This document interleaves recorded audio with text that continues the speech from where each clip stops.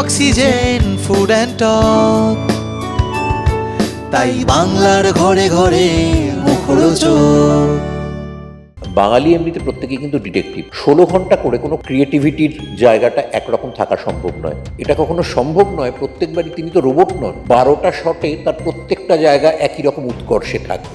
অনেক ক্ষেত্রেই দেখা যায় তখন অভিনয়ের বেস্ট অভিনয়ের অংশটা বাঁচা হচ্ছে না। আমার কাজটা মাঝখান থেকে ভালো হোক খারাপ হোক বাইপাস করে যাওয়ার কোনো জায়গা থাকবে না। ওটা থিয়েটারের একটা বড় প্রাপ্তি, বড় তৃপ্তি। এই প্রশ্নটা শুনলেই আমার মনে হয় কি আমি সিনেমায় অভিনয় করিনি, গুঁড়ো সাবান বেচতে বেরিয়েছি। মানে কেন আমার কোম্পানির গুঁড়ো সাবান বাকি সবার থেকে ভালো? অ্যাকচুয়ালি অ্যাক্টররা না খুব সেলফিশ, তারা শুধু নিজের অংশটা ভাবতে থাকে। এই মুহূর্তে পুলিশ শব্দটা শুনলে আমাদের মনে ভয় নাকি হাসি পাচ্ছে আমরা নিজেরাও বুঝতে পারছি না, একটু বোধহয় বোঝার সময় লাগবে। কিন্তু আজকে অন্য একজন পুলিশ অফিসারের সঙ্গে দেখা করাবো। কে তিনি? রজতাভদা, তো কে রজতাভদা বলেই জানি, কিন্তু এই পুলিশ অফিসার কোন পুলিশ অফিসার? তুমি এখানে যেটা করছো, যে একটা নতুন ইনভেস্টিগেশনে ঢুকেছো, সেখান থেকে খুঁজে বার করবে, আলটিমেটলি কি হবে? কি খুঁজে পাওয়া যাবে নাকি এর খাতা অন্য জায়গায় লোপাট হচ্ছে? দর্শক খুঁজে পাবেন এটুকু বলতে পারি। এবার আমার চরিত্রটার নাম বাল্মীকি ঘড়াই, তিনি খুঁজে পাবেন কি না সেটা বলা শক্ত। তবে কেউ না কেউ তো খুঁজে বার করবেই। মার্ডার মিস্ট্রি, একটা খুন দিয়ে শুরু হচ্ছে, ওপেন এন্ডেড রেখে ছাড়া হবে না। অনেকদিন পর একটা এরকম টপিক আসে, একদম আসে না তা নয়, তবে বাংলা ছবিতে বোধহয় কম কাজ করা হয়, খুব বেছে কুচে ব্যোমকেশ আর ওই রকম দু চারটে ক্যারেক্টার ছাড়া বোধহয় এরকমভাবে বাচ্চাদেরকে নিয়ে বসে সিনেমা দেখবো এটা এখন কম হচ্ছে। কি বলে, কি মনে হয় তোমার? বাঙালি এমনিতে প্রত্যেকেই কিন্তু ডিটেকটিভ। প্রত্যেকেই সে পাড়ার মোড়ে হোক, চায়ের দোকানে হোক, কিংবা দুপুরবেলা গসিপের আড্ডা হোক, সবাই চারদিকে গোয়েন্দাগিরি করে থাকেন, গোয়েন্দাগিরি করার চেষ্টা করেন। কিন্তু সেগুলো তুলনামূলকভাবে নিরীহ। সেগুলো অনেক সময়ই তাদের মোরাল ভ্যালুস বা ওই আমরা যেটাকে বলি জাজমেন্টাল হওয়া, সেটা নিয়ে তার নিজের জীবনযাত্রা এবং পছন্দ অপছন্দ দিয়ে অন্যকে বিচার করেন এবং সেটা নিয়ে একটা আলোচনায় জড়িয়ে পড়েন।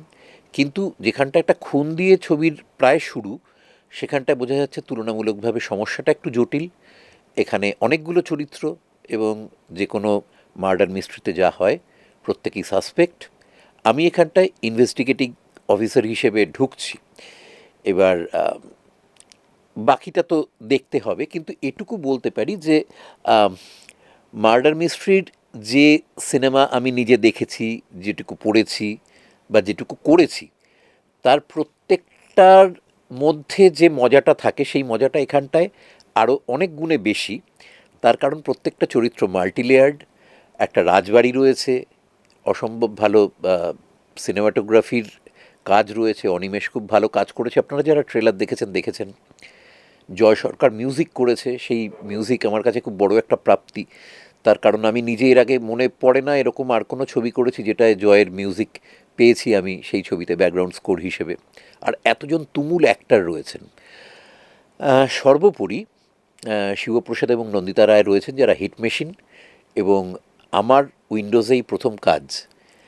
শিবুকে চিনি 36 বছর বাদে আমরা একসাথে কাজ করছি এবং চরিত্রটা অত্যন্ত মিটি। আমাকে সেরকমই একটা চরিত্র ওরা অফার করেছে, যেটা আমার মানে অ্যাকসেপ্ট না করা ছাড়া আর কোনো উপায় ছিল না। খুব আনন্দ করে কাজটা করেছি। আনন্দ পাওয়ার তো নানা রকম ধরন থাকে। তাতে মার্ডার মিস্ট্রির যে একটা চলন রয়েছে, যে দমচাপা একটা রুদ্ধশ্বাস ব্যাপার স্যাপার রয়েছে, সেগুলো তো রয়েছেই। আর আমার চরিত্রে একটা বড় অংশ রয়েছে কমেডির, কাজেই সেই রিলিফ হিসেবেও দর্শক আলাদা করে একটা প্রাপ্তির জায়গা থাকবে। তারা আনন্দ পাবেন, বিনোদন পাবেন এবং এই ছবিটা দেখে সবারই ভাল লাগবে বলে আমার বিশ্বাস। আমি এটাতে ঢুকতামও, যে মানুষটা বিশ্বাস করে যে অভিনয় দিয়ে কাউকে, যারা উল্টো দিকে বসে আছে তাদেরকে কাঁদানো যায় বা হাসানো যায়, সেই মানুষটা প্রথমবার উইন্ডোজে কাজ করছে, তার মানে সেই গল্পটার মধ্যে নিশ্চয়ই কিছু একটা আছে, চরিত্রটার মধ্যে কিছু একটা আছে। তারপরে জয়দাও একই কথা বলছিলেন, প্রায় এক যুগ পরে উইন্ডোজের সঙ্গে কাজ। তুমি বললে প্রথমবার কাজ, কি এমন ছিল এই চরিত্রটার মধ্যে যেখানে তোমাকে মনে হলো যে না, এটা আমি করব? আমার তো প্রথমত উইন্ডোজের সাথে প্রথম কাজ বলেই একটা বাড়তি আগ্রহ ছিল, কারণ এতদিন ওদের কাজ দেখে এসেছি। আর শিবুর সাথে বন্ধুত্ব তো একটা দীর্ঘ সময় অতিক্রান্ত হয়েছে, আমরা একসাথে থিয়েটার করেছি এক সময়। এবার যখন এই কাজটা এসছে তখন প্রথমে যখন নাকি শিবু বলেছে যে দাদা তোমাকে একটা চরিত্রে ভেবেছি, আমি আর কিছু না শুনেই হ্যাঁ বলেছি। তার কারণ আমার প্রথমে মনে হয়েছে যে এতদিন বাদে যখন একটা কাজ করার সুযোগ এসছে তখন নিশ্চয়ই ওরা সেটা খুব তুল্যমূল্য একটা বিচার করেই, যাতে আমার কাজ করতে ভাল লাগবে বা ওদের মনে হবে আমাকে দিয়ে সেই কাজটা হবে, সেরকম কাজই নিশ্চয়ই আমাকে বাছাই করা হয়েছে। তারপর যখন স্ক্রিপ্টটা পড়লাম তখন দেখলাম অত্যন্ত মিটি রোল, মানে যে কোনো অভিনেতার কাছেই এটা করতে খুবই ইচ্ছে করবে আর কি।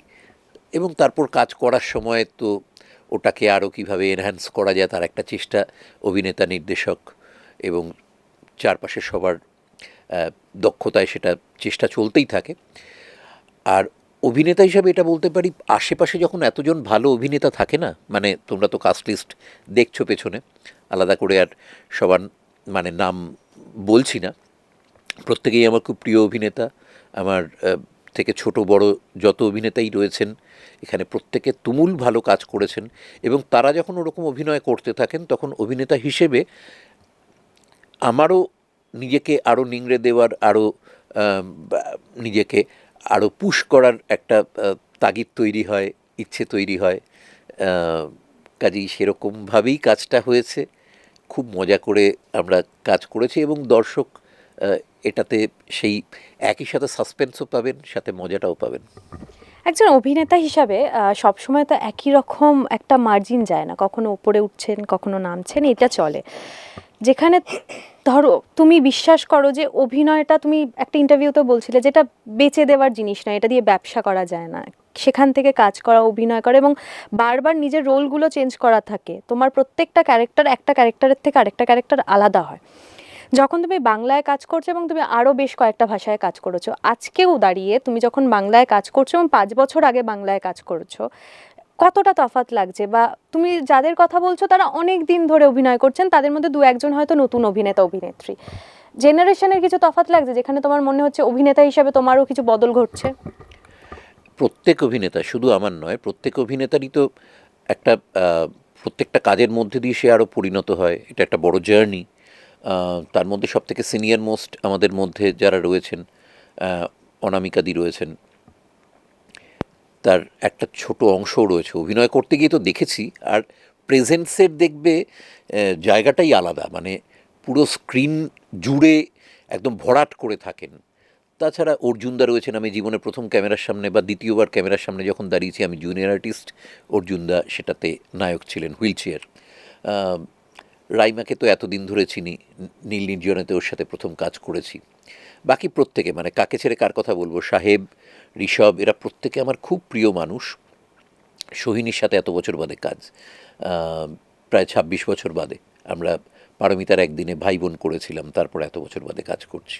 কারো নাম হয়তো বাদ পড়লো, সে রাগ করো না, কিন্তু আমি বলছি যে প্রত্যেকেই আমার খুব প্রিয়, প্রত্যেকেই তুমুল অভিনেতা এবং প্রত্যেকেই তার নিজের চরিত্রে এত রকম শেডস রয়েছে, এত রকম লেয়ার রয়েছে, সেগুলোকে একদম কেউ কাউকে 1 ইঞ্চি জমি ছাড়েনি, সব একদম চুটিয়ে দাপিয়ে অভিনয় করেছে। স্ক্রিপ্টও সেরকম, তাদের সেই টক্করের জায়গাগুলো রয়েছে। টক্কর বলতে ওরকম শুনতে বলছি টক্কর, এটা তো ওরকমভাবে যুদ্ধের জায়গা নয়, ওটা কোলাবোরেট করে এগানোরই জায়গা, দর্শকের কাছে আলটিমেটলি একটা চমৎকার বিনোদন তুলে দেওয়ার জায়গা। সর্বোপরি শিবপ্রসাদ এবং নন্দিতা রায় রয়েছেন, তারা বাইরে থেকে ওটাকে দেখে বুনে ঠিকঠাক করে কিভাবে একজনের সাথে আরেকজনের বুনোরটা হবে, খুব অল্প অল্প টাচে ওনারা চরিত্রের ধরনগুলো বদলে দেন। সব মিলিয়ে এটা খুব খুব একটা বড় প্রাপ্তি আমার ধারণা প্রত্যেক অভিনেতার কাছেই। এবং এই যে চেঞ্জটা বলছিলে, চেঞ্জটা তো ওভারনাইট হয় না, কাজেই চেঞ্জটা না ওরকমভাবে সবসময় বোঝা যায় না। এমনি একটা দুটো খুব বড় চেঞ্জ বলবো, যে আমরা যখন প্রথম এসছিলাম তখন 8 ঘন্টা শিফট হতো, হ্যাঁ, সেটাই তখন ইউজুয়াল ছিল। এখন সেটা বেড়ে মানে 10, 12, 14 এরকম, কখনো কখনো এমন ছবিতেও তো কাজ করতে হয়েছে, আমার করতে হয়নি, কিন্তু হয়তো 15-16 ঘন্টাও সবাইকে কাজ করতে হচ্ছে, দিন এত কম থাকে। তা অতক্ষণ ধরে অভিনয় করতে গেলে আমার ধারণা শেষের দিকটায় গিয়ে কোথাও হয়তো যার যতটা দেওয়ার ছিল তার ততটা দেওয়ার ক্ষমতাটা কমে যায়। তার কারণ সে যে ওই কোনো একদিন ওটা করছে তা তো নয়, সে পরের ছবিটাতে যাবে, সেটাতে ওই ক্রাইসিস থাকবে, তারপরের ছবিতেও ওই ক্রাইসিস থাকবে। এবার 16 ঘন্টা করে কোনো ক্রিয়েটিভ কাজের ক্ষেত্রে মানে ক্রিয়েটিভিটির জায়গাটা একরকম থাকা সম্ভব নয়। ক্রমশ তার ক্লান্তি, ইরিটেশন, এমনকি যেহেতু পর্দায় দেখা যায় এবং খুব সূক্ষ্ম সূক্ষ্ম আম, অদল বদলগুলো ধরা পড়ে, তাকে হয়তো সকালের শট দিতে হচ্ছে রাত্রিবেলা আলো করে, স্কিন টায়ার্ড হতে থাকে, চোখ টায়ার্ড হতে থাকে, এবং সেটা সমগ্রতা নিয়ে কোথাও দর্শকের চোখে, দর্শক হয়তো আলাদা করে বুঝবেন না, কিন্তু কোথাও একটা খটকা লাগবে, কোথাও একটা খচখচ করবে, যেটা তাকে সম্পূর্ণ আনন্দ পাওয়ার জায়গা থেকে একটু রসগ্রহণে কোথাও বাধা সৃষ্টি করবে। তো সেইগুলোর একটা বড় ব্যাপার। 2 নম্বর, আমরা যখন প্রথম কাজ করতে শুরু করেছিলাম তখন রস্টকে কাজ হতো। তারপর ভারতের প্রথম যে ডিজিটাল ফিল্ম নীল নির্জনে, সেটাতেও আমি কাজ করার সুযোগ পেয়েছিলাম। তখন মনে হয়েছিল যে এটা একটা পরীক্ষামূলক কাজ, এটা টিকবে না, এটা তো টেলিভিশনেই হয় শুধু। তারপর একটা সময় এলো যখন পৃথিবী থেকে রস্টক প্রায় উঠে গেল। তো এটাতে আরেকটা বদল হলো সেটা রস্টকের তো খরচা ছিল প্রচুর, আর এখানে তো ইরেজ করে দিয়ে সেই চিপে বলো, আগে ফিতেতে যখন আমরা করতাম সেই টেপে আবার তোলা যেত, তার জন্য আলাদা করে আর বারবার শট নিতে গেলে আলাদা খরচা যেহেতু হচ্ছে না, তখন শটের সংখ্যা অনেক বেড়ে গেল। প্রায় সবারই ক্ষেত্রে আগে আমরা খুব প্রিসাইজ শট দিতাম, মানে স্টোরি বোর্ড তৈরি হতো, ক্লাসিক্যাল ফিল্ম মেকার যারা সত্যজিৎ রায় বা অন্যদের ক্ষেত্রে শুনবে, স্টোরি বোর্ড তৈরি করতেন তারা, একটা করে লাইন লেখা থাকতো, পাশে ছবিতে ফ্রেম আঁকা থাকতো, এরকমভাবে গল্প এগোতো। বা যদি অতটাও কেউ না করতেন তাহলেও আলাদা আলাদা করে ব্লক করে মাথায় রাখা থাকতো। এখন যেটা হয়, প্রায় 3-4টে অ্যাঙ্গেল থেকে 3-4টে লেন্স দিয়ে পুরোটা নেওয়া হতে থাকে। এতে হয়তো এডিটিংয়ে দেখতে চমকপ্রদ লাগছে, প্রচুর কাটস তৈরি হচ্ছে, তাতে দর্শক বোর হচ্ছেন কম, একটু ফ্রেমটা থেমে থাকলে হয়তো দর্শকের এখন অভ্যেস হয়ে গেছে এতটা, মিউজিক ভিডিওতে যেরকম ঝটঝট ঝটঝট করে অনেকগুলো কাট আসতে থাকে, সেটা না হলে দর্শকের মনে হয় যে তার ক্লান্তিকর লাগছে একটা ফ্রেম দেখতে। কিন্তু যেই জায়গাটা কম্প্রোমাইজড হতে শুরু করলো সেটা হচ্ছে অভিনয়। কারণ একজন অ্যাক্টর যদি পুরো সিনটা বিভিন্ন অ্যাঙ্গেল থেকে বিভিন্ন লেন্সে 10-12 বার করেন, এটা কখনো সম্ভব নয় প্রত্যেকবারই, তিনি তো রোবট নন। ওই 12টা শটে তার প্রত্যেকটা জায়গা একই রকম উৎকর্ষে থাকবে, এই জায়গাটা একটু বেটার, ওই জায়গাটা একটু বেটার, এরকম হতে থাকে। কিন্তু যখন নাকি এডিট করে সেটাকে টেবিলে দিয়ে ছবিটা তৈরি হয়, অনেক ক্ষেত্রেই দেখা যায় তখন বেস্ট অভিনয়ের অংশটা বাছা হচ্ছে না, বেস্ট দেখতে কোনটা ভালো লাগছে সেটা বাছা হচ্ছে। এবং অভিনেতাও যেহেতু এটা আগের থেকে জানেন, সেই জন্য অভিনেতাও ইনসিকিউরড হয়ে যান। তিনি একটা জায়গায় খুব ভালো অভিনয় করলেন, আরেকটা শটে অতটা ভালো করলেন না, কিন্তু তিনি বুঝতে পারছেন না যে খারাপ শটটাই চলে যাবে কিনা, কারণ বাকি সব কিছু ঠিক থাকলে হয়তো আর সময়ের জন্যে ওটাকে আরেকবার নেওয়া হলো না।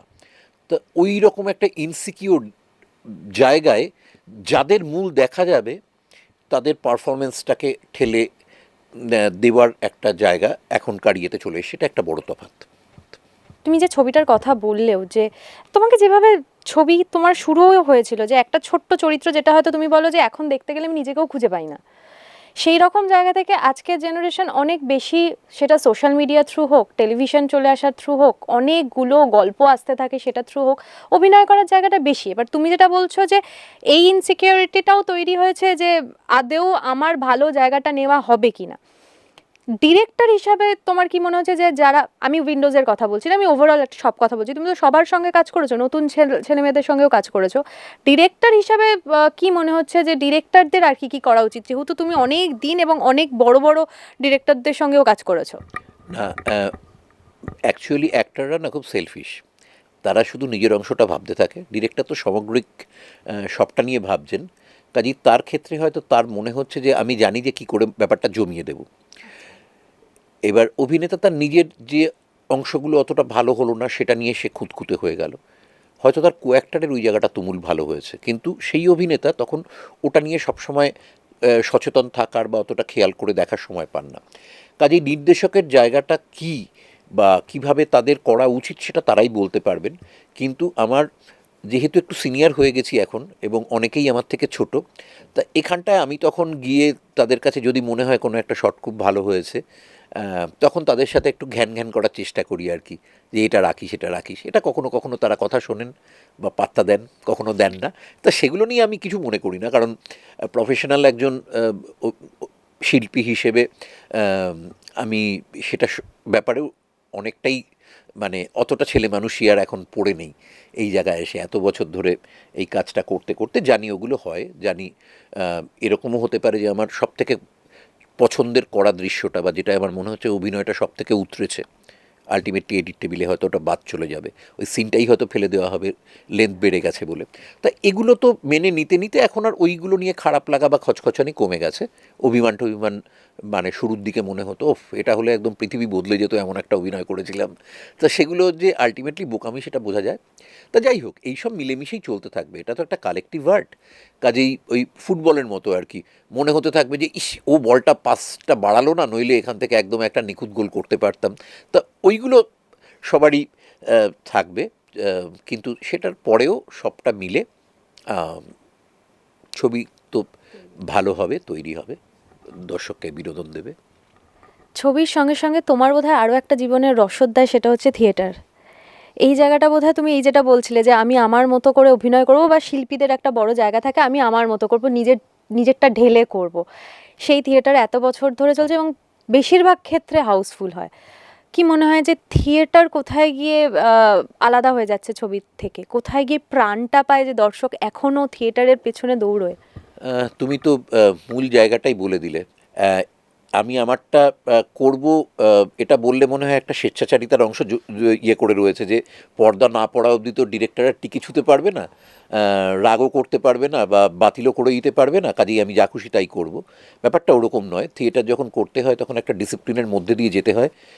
কিন্তু ডেফিনেটলি তুমি যেটা বললে, যে আমি যখন নাকি কাজটা করতে শুরু করেছি, তখন যতক্ষণ না পর্দা পড়ছে ততক্ষণ আমি যদি কাজটা ভালো করি, আমার কাজটা মাঝখান থেকে ভালো হোক খারাপ হোক বাইপাস করে যাওয়ার কোনো জায়গা থাকবে না। ওটা থিয়েটারের একটা বড় প্রাপ্তি, বড় তৃপ্তি, এবং দর্শক সেটা পছন্দ করছেন কি করছেন না একদম করতে করতে হাতে কলম বুঝে নেওয়া যায়, যেটা ফিল্মের ক্ষেত্রে কখনোই সম্ভব নয়। ওটা ডিরেক্টর্স মিডিয়া।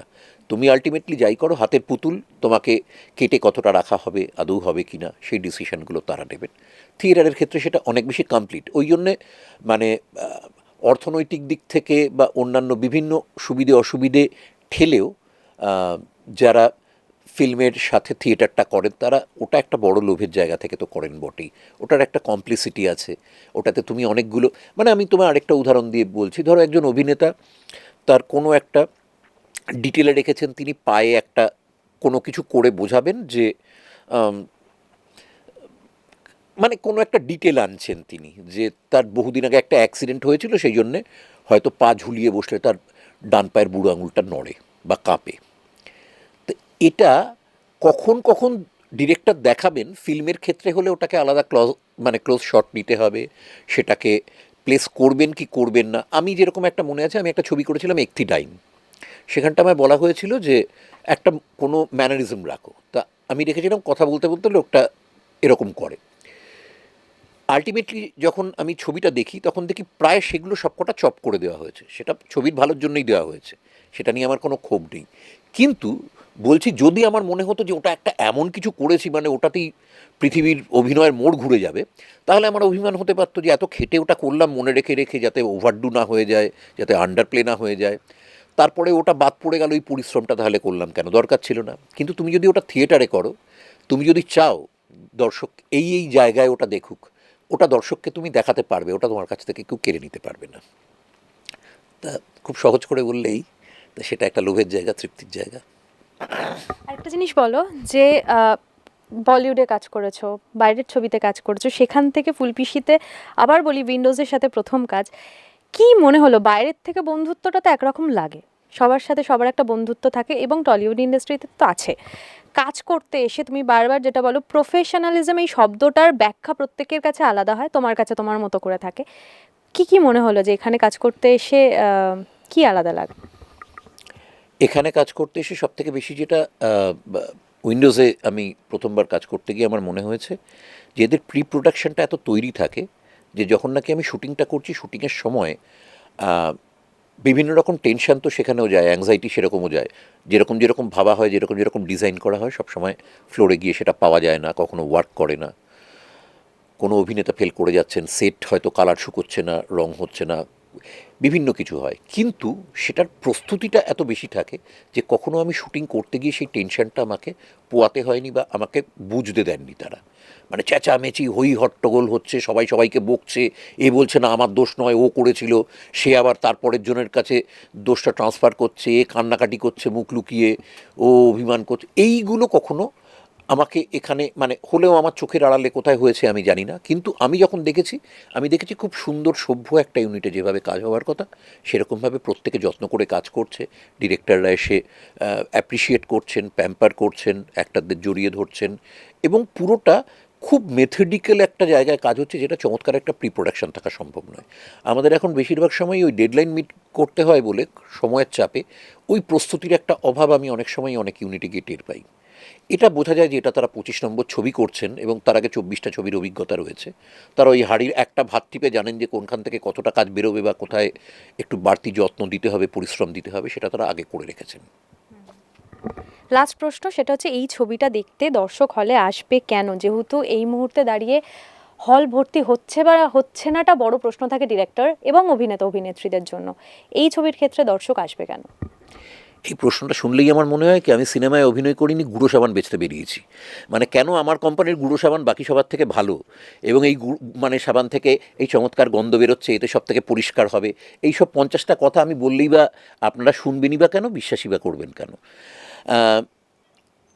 সবসময় আলাদা কিছু একটা হতে হবে, এটা একটা ছবিকে সাফল্য দেয় না। যদি ধরে নিই বেতাব, এক দুজেকে লিয়ে, ববি, হামতুম সব এক গল্প, তারপরেও ছবিটা হিট করে কারণ গল্পটা চমৎকার করে বলা হয়েছিল। এটা দেখুন, উইন্ডোজ খুব চমৎকারভাবে গল্পটা বলেছে। এরপরে আপনি বাড়তি কিছু পাবেন কি পাবেন না সেটা আপনার ব্যাপার। প্রত্যেকের পাত্র আলাদা আলাদা হয়, কোন জিনিস কোন পাত্রে কিভাবে ধরা পড়ছে সেটা আপনার ওপর ডিপেন্ড করবে, কিন্তু আপনি একটা ভালো ছবি দেখবেন, একটা বাঙালিয়ানার ছবি দেখবেন, এবং উইন্ডোজের 25তম ছবি দেখবেন। 29 তারিখ রিলিজ করছে পুলপিসি ও এডওয়ার্ড, হলে গিয়ে দেখুন।